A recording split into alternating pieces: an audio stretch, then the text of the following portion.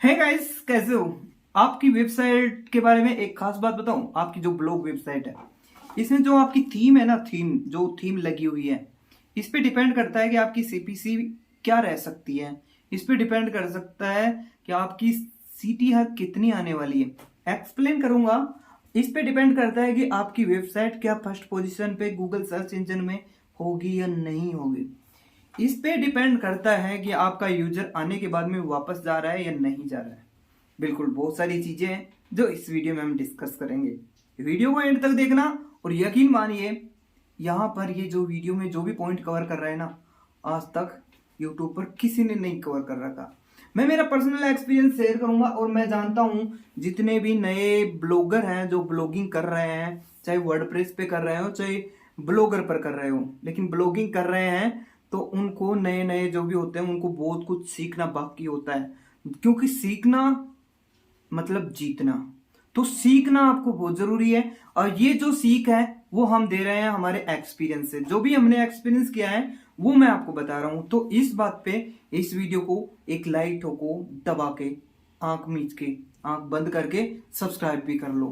Trust में, मैं आपके लिए मतलब बहुत हेल्पफुल कंटेंट लाता रहूंगा ब्लॉगिंग से रिलेटेड। तो चलिए गाइस, हम बात करते हैं कि एक थीम कितना इंपॉर्टेंट रोल प्ले करता है हमारी ब्लॉग वेबसाइट के लिए। थीम को हम बहुत सारे लोग नजरअंदाज करते हैं और बहुत सारे लोग बहुत सीरियसली लेते हैं, लेकिन बहुत सीरियसली लेना भी बहुत गलत है। तो गाइस, क्या होता है कि जब नया नया कोई ब्लॉगर होता है, ब्लॉगिंग स्टार्ट करता है, तो वो अपनी वेबसाइट की डिजाइन में लग जाता है, जबकि उसको पोस्ट लिखने में लगना चाहिए। गाइस, मैं ये से बिल्कुल सही बात बोल रहा हूं। भले ही वीडियो थीम से रिलेटेड है, लेकिन अगर आप ब्लॉगिंग कर रहे हैं तो आपको स्टार्टिंग में थीम की डिजाइन पर ध्यान नहीं देना है। आपको ध्यान सिर्फ पोस्ट पर ध्यान देना है। पोस्ट को कैसे इंप्रूव करें, पोस्ट पर रिसर्च करो। जो टॉपिक पर पोस्ट लिख रहे हो उस टॉपिक के बारे में डीप रिसर्च करो और अच्छा कंटेंट दो, सिंपलीफाई कंटेंट दो, सिंपल से सिंपल भाषा में एसईओ ऑप्टिमाइज करो। जैसे कि मैंने एक वीडियो बनाया था कि पोस्ट कैसे लिखते हैं एसईओ फ्रेंडली, उसको देखो और उससे सीखो कि कैसे पोस्ट लिखते हैं और उससे भी बढ़िया करने की कोशिश करो। पोस्ट लिखने के मामले में सीखो सीखो सीखो और करो। लेकिन बहुत सारे लोग क्या करते हैं, सिर्फ इसका उल्टा, कि पोस्ट तो लिखी नहीं, लिखी है दो तीन फॉर्मेलिटी की और वहां पर डिजाइन में लग जाते हैं। यहाँ पर ये फूल लगा दो, यहाँ पर गुलाब का फूल लगा दो, यहाँ पर यूट्यूब प्ले बटन लगा दो, यहाँ पर फेसबुक का बटन लगा दो, यहाँ पर इंस्टाग्राम का बटन चिपका दो, यहाँ पर इतनी सारी पोस्ट दिखनी चाहिए। अच्छा, इस पोस्ट का बैकग्राउंड ऐसा होना चाहिए, यहाँ पर ये फॉन्ट होना चाहिए, यहाँ पर ये फोटो होनी चाहिए, यहाँ पर मेरी भी तो फोटो होनी चाहिए, ऐसे ऐसे स्टाइलिश फोटो होनी चाहिए। अच्छा, टाई वाई लगा के ये फोटो यहाँ पर लगा दिया, ऑथर ये एचएस रॉक्स नीचे, दिस इज हिम्मत सिंह फलाना टिकड़ा लिखना। ये इस तरीके से डिजाइन करने में लगे रहते हैं और यकीन मानना, आज की डिजाइन करी हुई आज मुझे बहुत अच्छी लगी। यार क्या डिजाइन कर दिया मैंने, बहुत टाइम लगा, लेकिन एक बार करना है यार, कर दिया, अब बस ऐसे रखेंगे। लेकिन पता चलता है दूसरे तीसरे दिन, यार इससे बढ़िया, इससे इसे यहाँ से चेंज कर दे तो ये बेटर होगा। रियलिटी है ये, बहुत सारे लोग 90% लोग ऐसा ही करते हैं और इसमें ही सारा टाइम वेस्ट कर देते हैं और फिर बोलते हैं कि हमारी पोस्ट रैंक नहीं हो रही। भाई पोस्ट लिखी कहाँ है? पोस्ट पे तूने काम ही कहाँ किया है? सारा काम तो तूने भाई थीम पे किया है। अब थीम थोड़ी रैंक होगी। रैंक होने के लिए कुछ चाहिए, पोस्ट वगैरह, आर्टिकल वगैरह, पेज वगैरह। तो वो पेज आपने अपनी वेबसाइट पे डाला ही नहीं, आपने डाला है सिर्फ थीम। थीम का क्या अचार डालेंगे? अगर मान लो आपने दुकान लगा रखी है कहीं, अगर दुकान में सामान नहीं होगा तो बेचोगे क्या? फिर बोलोगे यार कस्टमर नहीं आ रहे। अरे भाई, कस्टमर आना चाहते हैं लेकिन तुम्हारी दुकान में सामान ही नहीं है। चलो ठीक है, आप बहुत अच्छी अच्छी पोस्टें भी लिखने लग गए, थीम पर ज्यादा टाइम नहीं देते, तो अब थीम कुछ तो रखनी होगी ना, लेकिन कैसी रखे? तो जब भी आप थीम रखे, एकदम सिंपल थीम रखे।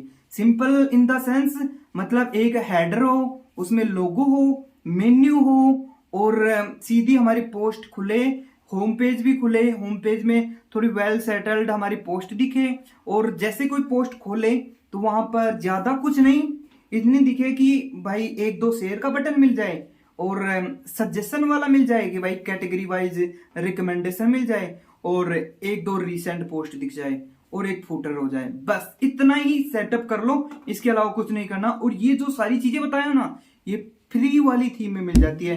एक्स्ट्रा थीम है, बहुत अच्छी है, वो अपना क्रेडिट भी नहीं देता और ये सारी चीजें आपको एक्स्ट्रा थीम में मिल जाएंगी जो लाइट एंड सुपर फास्ट है। आपको कोई प्रीमियम थीम की ओर नहीं जाना। बहुत सारे लोग क्या करते हैं, जीपीएल थीम, नल्ड थीम डाउनलोड करते हैं, जिसके कारण क्या होता है कि उनकी वेबसाइट हैक हो सकती है। अभी ये मेरे साथ हुआ है, मैं आपको बताता हूँ गाइस। मैं जीपीएल थीम और नल थीम बिल्कुल रिकमेंड नहीं करता, स्ट्रिक्टली बोल रहा हूँ, स्ट्रिक्टली। ये क्या है देखिए, मैंने एक वेबसाइट बनाई, उस पर मुझे थीम यूज करनी थी। मेरे पास लाइसेंस्ड जो थीम है खरीदी हुई, वो मेरे पास है, लेकिन मैंने उसे यूज नहीं किया। क्यों? क्योंकि मैं उस पर यूज नहीं करना चाहता था उसको फालतू में। तो मैंने क्या किया, जीपीएल थीम यूज किया उसमें। फ्रेश वेबसाइट थी, फ्रेश डोमेन नेम था, मैंने उस पर जीपीएल थीम या बोलो नल थीम मैंने डाउनलोड कर ली और उस पर लगा दी, सेट कर दी, कस्टमाइज कर दी, लोगो लगा दिया, मेन्यू लगा दिया, सब कुछ लगा दिया, बस पोस्ट डालना बाकी था। पोस्ट भी डालने लगा, 10-15 दिन हो चुके और पोस्ट खास नहीं डाली, 4-5 ही पोस्ट डाली थी लगभग। और उसमें जैसे मैं 10-15 दिन बाद में एक बार मैंने उसे पोस्ट लिखने के लिए खोला तो भाई लॉगिन पेज होता है कि पहले डोमेन नेम आता है, फिर /wp एडमिन ऐसे कुछ लॉगिन पेज होता है ना, लॉगिन यूआरएल। उस पे गया लॉगिन करने के लिए, भाई वो पेज ही नहीं खुला, अनएग्जिस्ट बता रहा है। वेबसाइट खुल रही है, उसमें चाइनीज भाषा पता नहीं क्या ही आ गया। मैं तो देखा यार ये क्या हो गया।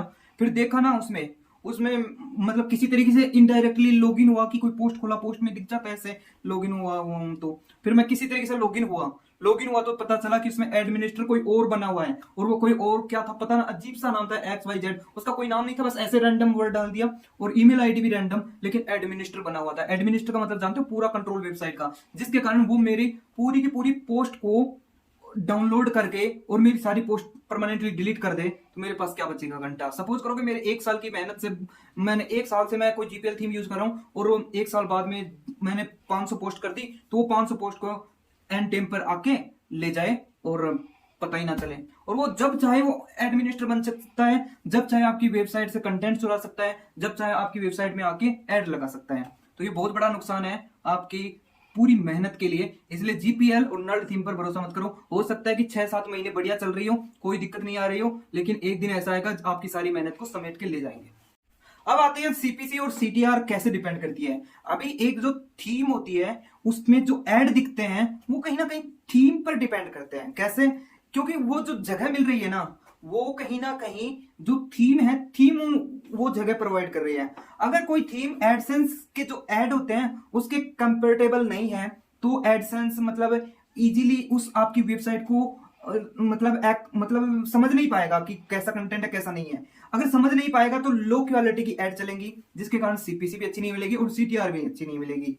अगर आपकी थीम जो है सिंपल सीधी है और इजीली एडसेंस उसे अच्छे से कोड अंदर तक कोड तक का समझ पा रहा है, तो आपका एडसेंस पूरी तरीके से आपकी वेबसाइट को समझ जाएगा भाई किस बारे में कंटेंट है, किस बारे में यहाँ पर एड दिखानी चाहिए। तो वो वैल्यूएबल कंटेंट चलाएगा, मतलब वैल्यूएबल एड्स चलाएगा। और जो टारगेटेड एड्स होती हैं, जो पोस्ट में जो कीवर्ड यूज करें उसके हिसाब से ऐड चलाएगा, जिसके कारण ऐड की क्वालिटी बढ़ेगी तो ऑटोमेटिक सीपीसी भी बढ़ जाएगी। ये थीम पर ही डिपेंड करता है बहुत हद तक, 50%। अगर आपकी थीम ऐसा कर रही है कि आपका जो कंटेंट है उसको लॉक कर रखी है, पढ़ने नहीं दे रही है गूगल एडसेंस के बोट्स को, तो फिर वहां पर आपकी सीपीसी रहेगी 0.3, 0.1, 0. ऐसे 0.0 ऐसे रहने वाली है। तो थीम अच्छी रखो, एक्स्ट्रा थीम रखो, जनरेट प्रेस रखो, न्यूज़पेपर रखो। अगर ज्यादा ही आपको बड़ी चाहिए तो न्यूज़पेपर, और भी News7 है, ऐसे बहुत सारी है।